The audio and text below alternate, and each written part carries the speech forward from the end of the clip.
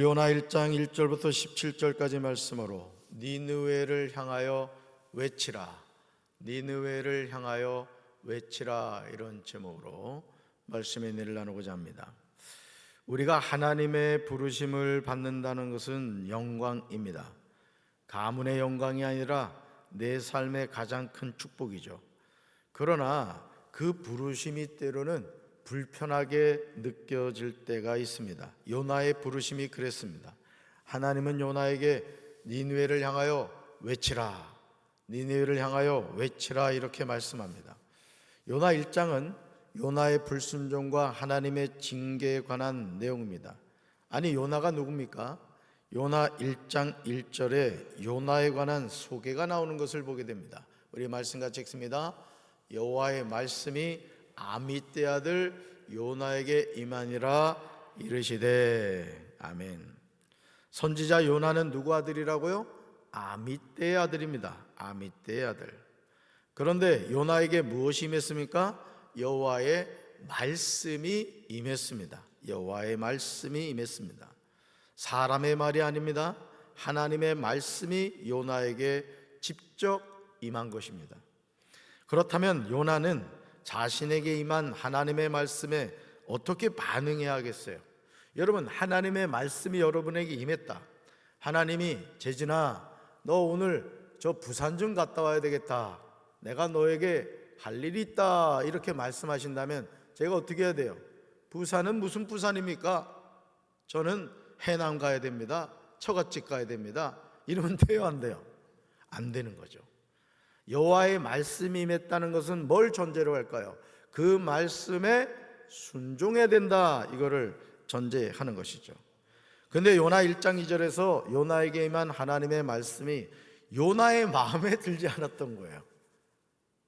자, 여호와의 말씀이 임했는데 그 말씀이 누구 마음에 들지 않았다? 요나 마음에 들지 않았다는 거예요. 여러분도 그럴 때가 있어요. 제가 강단에서 이렇게 말씀을 전하잖아요. 표정이 싹 바뀌는 사람들이 있어요. 되게 기분 나쁘다 이거예요. 왜 또 저런 말씀 전하냐? 모를 것 같죠? 여러분 얼굴에 써 있어요. 매우 말씀이 좋다, 상당히 기분이 안 좋아지고 있다, 이제 이렇게 나타나거든요. 지금 요나가 그랬던 거예요. 정말 피하고 싶은 말씀이었어요. 어떤 내용이 있을까요? 읽어볼까요? 너는 어서 저 큰 성읍 니느웨로 가서 그 성읍에 대고 외쳐라, 그들의 죄악이 내 앞에까지 이르렀다. 아멘. 아미떼 아들 요나는 엘리사의 죽음과 선지자 아모스 사역 사이에 근 40년 동안 북이스라엘에 기록된 유일한 선지자의 이름이에요. 요나의 입장에서 아수르의 수도인 니느웨는 망해야 하는 도시예요. 이스라엘을 너무너무 괴롭혔단 말이에요. 그리고 실제로 북이스라엘이 누구한테 망하느냐? 아수르한테 망합니다. 그러니까 그런 어떤 사실 때문에 이 요나에게 있어서 니느웨, 아수르의 수도인 니느웨는 어떻게 된다? 망해야 된다는 거예요. 근데 하나님이 요나에게 뭐라고 말씀하셨어요? 너는 어서 저 큰 성읍 니느웨로 가서 그 성읍에 대고 뭐라고요? 외치라는 거예요. 망해야 하는 도시에 외치라는 거예요. 여러분, 사실 우리나라가 일본에 대해서 감정이 별로 안 좋단 말이에요. 우리나라를 아주 그냥 그 한일 합방을 통해 강제적으로 찬탈했고 말이죠. 이 군산 같은 경우도 뭐 군사 도시이기도 합니다만은 우리 백성들이 먹어야 될 쌀을 수탈해 가지고 말이죠, 그거 다 뺏어가고 그랬단 말이죠. 그래서 일본이 안 되는 것을 보면 괜히 기분이 좋아져요. 축구에서도 월드컵에서 다른 나라가 다 올라가도 괜찮아, 일본만 떨어지면 돼. 그게 감정이 남아서 있어서 그런 거예요. 감정이. 그러니까 지금 요나에게 있어서 이 아수르의 수도인 니느웨는 어떻게 된다? 망해야 되는 그런 나라였던 거죠. 근데 하나님이 그 수도에 가서 외치라는 거예요. 사랑하는 성도 여러분, 신앙생활을 하다 보면요, 내 생각과 전혀 다른 하나님의 말씀을 대할 때가 있어요. 나는 정말 듣고 싶지 않고 순종하고 싶지도 않아요. 이런 경우 우리는 어떻게 해야 될까? 순종해야 할까요? 불순종해야 될까요? 정말 듣고 싶지 않아요. 따르고 싶지 않아요. 근데 하나님의 말씀이 나에게 임한 거예요. 이제 니느웨의 죄악이 하나님 앞에까지 이르렀습니다. 그러나 노아의 홍수처럼 니느웨는 하나님의 심판을 받아야 하는 상황이에요. 그런데 그런 곳에 가서 하나님의 말씀을 전한다는 것이 말이 됩니까? 그래서 요나는 어떻게 했느냐? 사명을 버리고 주랭랑을 칩니다. 따릅시다. 사명을 버리고 주랭랑 치지 맙시다. 네, 끝을 올려야 돼요. 주랭랑 치지 맙시다 이러셔야 돼요. 도망치는 요나의 모습은 우리 자신의 모습이에요. 사명의 자리에서 우리는 자꾸 도망가고 싶어요. 말씀 읽어볼까요? 말씀 읽습니다. 그러나 요나는 여호와를 피하여 다시스로 달아나려고 요바로 내려갔다. 때마침 다시스로 가는 배가 있어 그는 여호와를 피해 도망하려고 뱃삭을 주고 선원들과 함께 배에 올라탔다. 아멘. 여호와의 말씀이 누구에게 임했다고요? 아미떼 아들 요나입니다. 그렇다면 요나는 어떻게 해야 될까요? 자신에게 임한 하나님의 말씀을 전해야 돼요. 이것이 선지자가 해야 하는 사명이죠. 그런데 요나는 니느웨와 정반대인 다시스로 도망합니다. 그렇다면 하나님은 어떻게 하셔야 될까요? 요나가 다시스 배를 놓치게 하셔야 하지 않겠습니까? 그렇죠? 요나가 보는 앞에서 다시스 배가 떠나버리게 하는 거예요. 아주 약을 올려버리는 거지. 쌤통이다 너. 내 말 안 듣듯이 쌤통이다 이렇게 해야 되잖아요. 근데 그렇지는 않아요. 웬일이죠? 요나가 여호와를 피하여 다시스로 달아나려고 요바로 내려갔어요. 근데 때마침 다시스로 가는 배가 있었다는 거죠. 요나는 여호와를 피해 도망하려고 뱃삭을 주고 선원들과 함께 배에 올랐어요. 성공했어요. 여러분, 우리가 하나님께 불순종하는데 일시적인 형통이 임할 때가 있어요. 그래서 우리가 어떤 착각을 하냐면 이게 하나님의 뜻이 아니었나 보다. 하나님의 뜻이면 내가 다시스로 가는 배를 못 타야지. 배가 기다리고 있네? 야, 내가 이게 그렇지. 내가 요즘 몸이 허해가지고 헛소리를 들었나 봐. 자의적으로 그렇게 자기 자신을 이제 뭐라고 할까요? 그냥 그렇게 말할 수 있다는 거죠. 근데 그거는 일시적인 형통이라는 거예요. 하나님이 기뻐하시지 않는 모습이라는 거죠. 여러분, 불순종하는 요나를요, 하나님은 그냥 두지 않으세요. 요나 1장 4절에서 하나님의 심판이 임합니다. 사실 이것도 하나님의 놀라운 은혜예요. 말씀 같이 읽습니다. 여호와께서 바다 위에 큰 바람을 보내시니 파도가 높게 일어 배가 부서지게 되었습니다. 아멘.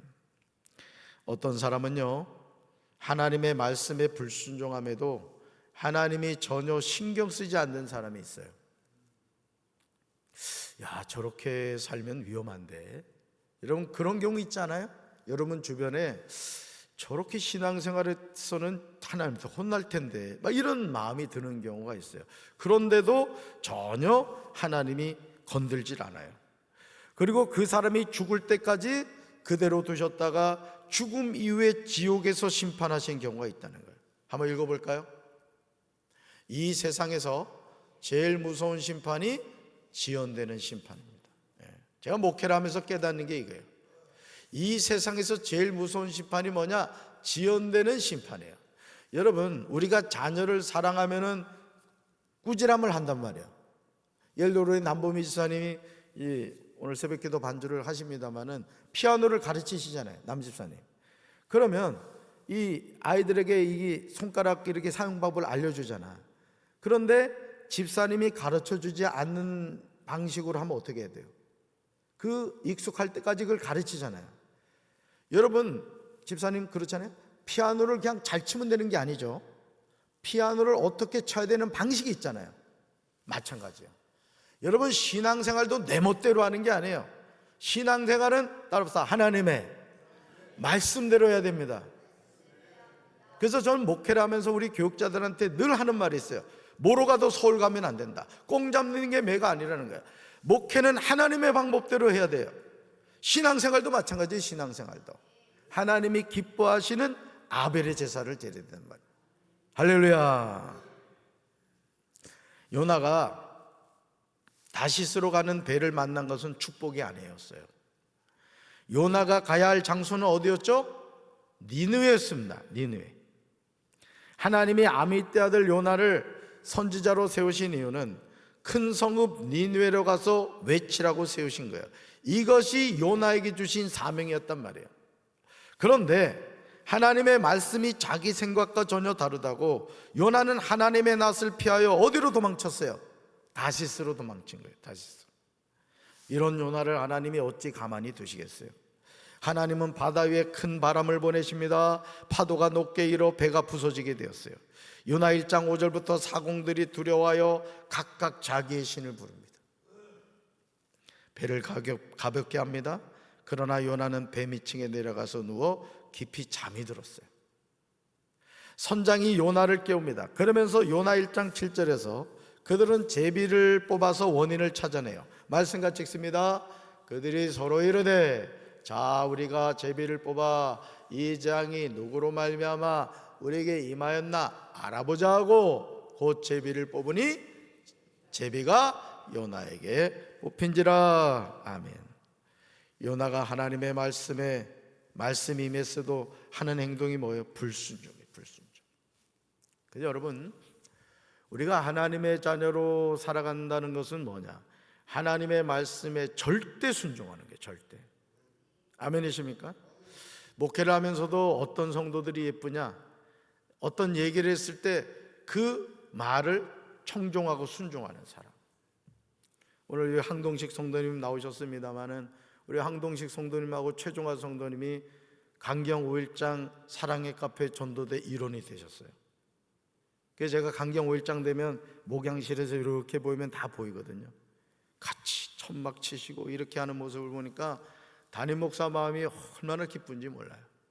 여러분, 담임 목사 마음을 시원하게 해드리는 성도들이 되길 바라요. 어째 아멘 일이 시원찮아요. 담임 목사 마음을 시원하게 해드리는 성도 되시기 바랍니다. 그거는 저에게 아부하라는 얘기가 아니에요. 저는 하나님의 부름을 받은 주의 종이라고요. 그러면 담임 목사의 마음이 기쁘면 누가 기쁘실까요? 하나님이 기쁘신 거예요. 나는 이 새벽기도 용사들이 다 축복받길 바랍니다. 2026년 병원년에 여러분들이 하는 일이 다 형통하게 되기를 주님의 이름으로 축원합니다. 할렐루야. 요나는 니느웨로 가서 외치라고 하나님이 세우신 선지자예요. 그런데 하나님이 주신 사명에 불순종해요. 결국 제비 뽑기를 통하여 요나가 뽑힌 거예요. 하나님은 택한 사명자를 그냥 방치하지 않으시고 그 사람이 사명을 감당하게 하십니다. 요나 1장 9절에서 요나는 자신이 어떤 사람인가에 관하여 사람들에게 전하고 있어요. 우리 9절 같이 읽습니다. 그가 대답하되 나는 히브리 사람이요 바다와 육지를 지으신 하늘의 하나님 여호와를 경외하는 자로라 하고. 아멘. 요나는 히브리 사람이죠. 요나는 하나님을 경외하는 사람이에요. 그런 요나가 하나님이 주신 사명 니느웨로 가서 전하라는 말씀에 불순종하는 거예요. 여러분 잘 보세요. 자, 절 보세요. 우리는 이 순종이라고 하면 이런 생각을 합니다. 자, 10가지로 봅시다. 10가지 순종해야 되는 것이 있는데 그 중에 내가 예를 들어서 7가지를 순종했다 칩시다. 순종이에요, 불순종이에요? 여러분들은 퍼센테이지로 생각할 거예요. 자, 하나님이 10가지 사명을 주셨어요. 그런데 내가 7가지 순종을 했어요. 야, 훌륭하다 이래 생각하죠. 아니에요. 이건 불순종이 되는 거예요. 하나님의 말씀은 100% 순종해야 되는 거예요. 100%. 예를 들어 노아가 방주를 만드는데 너무 바빠가지고 뚜껑을 안 덮어버렸어. 노아의 홍수는 뭐의 심판이에요? 물의 심판이란 말이야. 방주를 다 잘 만들었는데 방주에 뚜껑을 안 덮었어요. 그 방주 어떻게 돼요? 가라앉는 거예요. 여러분, 우리가 신앙생활을 퍼센테이지로 하는 게 아니에요. 하나님의 말씀에는 100% 순종해야 되는 거예요. 100%. 아멘이십니까? 그래야 사는 거예요. 그래야 사는 거예요. 자꾸 토달려 하지 말고 하나님의 말씀이면 가라오고면 가고 멈춰서라면 멈춰서고 서라면 서고 뒤돌아서라면 뒤돌아서는 거예요. 이게 순종이에요. 이게 순종. 사울왕이 대표적인 거예요. 사울왕이 망하지 않는 인생이 되려면 우리는 하나님의 말씀이라면 무조건 순종해야 될 줄로 믿습니다. 내 마음에 들지 않아도, 내 생각과 달라도 하나님의 말씀은 뭐 해야 된다? 순종해야 된다. 결국 불순종하는 요나가 바다에서 만난 것은 뭐예요? 큰 바람과 큰 폭풍이었어요. 여러분, 하나님이 도와주지 않는 인생은 되지 않아요. 또 하나님이 도와주지 않았는데 잘 되는 인생은요, 그게 저주입니다. 제가 말씀드렸죠? 하나님 안 믿는데 돈 많고, 하나님 안 믿는데 높은 자리 올라가고, 하나님 안 믿는데 하는 것마다 잘 돼요. 우연히 그냥 땅 사놨는데 그게 100배로 올라버렸어. 그러면 세상 사람들은 복 받았다고 하죠. 무슨 얼어 죽을 놈의 복이야. 돈이 많은 사람, 세상 높은 자리에 있는 사람, 세상에 성공하는 사람, 예수 믿으세요 이런단 말이야. 예를 들어 쪽 보니까 전도하는 사람이 너무 시원찮아. 너나 잘 믿어라 이런단 말이야. 너무 잘 되니까 하나님이 필요 없는 거야. 나는 우리 새벽기도 용사들이 잘 되더라도 하나님 더 잘 믿으시기 바래요. 돈 좀 있다고 말이야 하나님 떠나고 그러면 안 돼요. 근데 마귀가 그런 것 주면서 영혼을 지옥으로 끌고 간다고. 분별하시기 바랍니다. 예배생활 소홀히 하고 그러지 말아요. 네, 우리 성도들 가운데도 보면은 엄한 게 바쁜 사람이 있어. 엄한 일에. 성도가 주일 성수 안 하는 것은 기본이 안 된 거예요. 기본이. 11조 생활도 마찬가지고, 이양싱할 생활하는 거 똑부러지게 합시다 우리. 네, 오늘도 제가 2대8을 제 혼자 했어요. 집사람을 너무 사랑해서 내가 알아서 했더니 우리 아내가 하는 말, 가르마가 똑바르지 않다는 거예요. 나는 뒤통수에 눈이 없어가지고 몰랐더니 그렇지 않다는 거예요. 그러니 다시 고속도로를 내주더라고. 가만히 순종하고 있었지. 이게 잘 나왔죠? 네, 마찬가지예요. 우리가 하나님의 자녀로서 우리는 하나님의 말씀에 순종해야 될 줄로 믿습니다. 사랑하는 성도 여러분, 하나님이 우리에게 주신 사명이 내 마음에 들지 않을 수가 있어요. 교회에서도 마찬가지예요. 담임 목사의 목회적인 방향과 지도력이 여러분 생각에 맞지 않을 수 있어요. 그러나 제가 이 교회 담임 목사란 말이에요. 그러면 여러분들은 담임 목사의 생각에 같이 맞춰져야 되는 거예요.